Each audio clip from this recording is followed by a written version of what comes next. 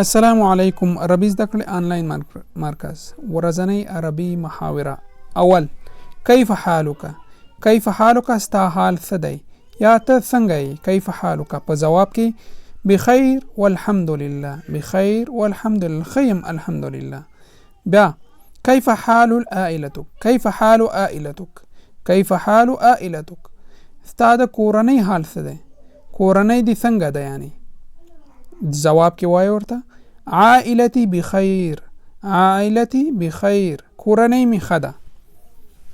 پنځم، این ابوک؟ پلار دې چیرته ده یا چیرته دی؟ این ابوک، این چیرته، ابوک ستا پلار، ستا پلار چیرته دی؟ جواب کې هو فی البیت، هغه په کور کې دی. هو فی البیت، هغه په کور کې دی یا هغه کور کې ده، کور کې دی. اوم، این اخوک؟ ورور دې چیرته دی؟ این اخوک؟ ورور دې چیرته دی؟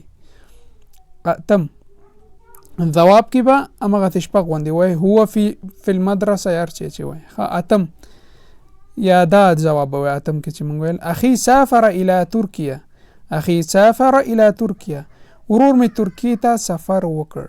اخي زما ورور، سافر سفر یې وکړ الماضي ده، الی ترکیه الی په طرف، ترکیه ته، ترکیې ته، نو پښتو کې داسې ورور مې ترکیې ته سفر وکړ.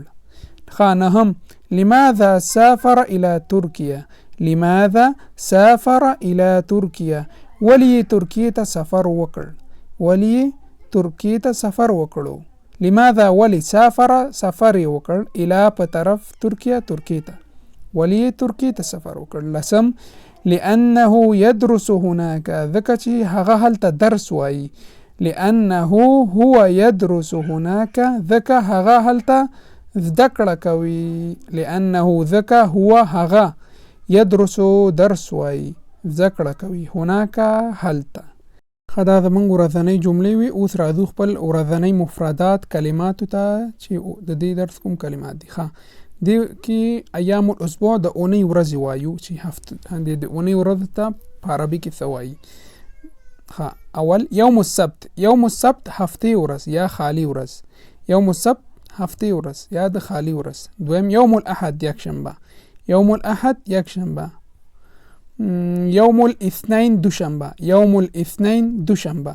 څلورم، یوم الثلاثاء سهشنبه. یوم الثلاثاء سهشنبه. پنځم، یوم الاربعاء چهارشنبه. یوم الاربعاء چهارشنبه. پنځم. شپږم، یوم الخمیس پنجشنبه. یوم الخمیس پنجشنبه.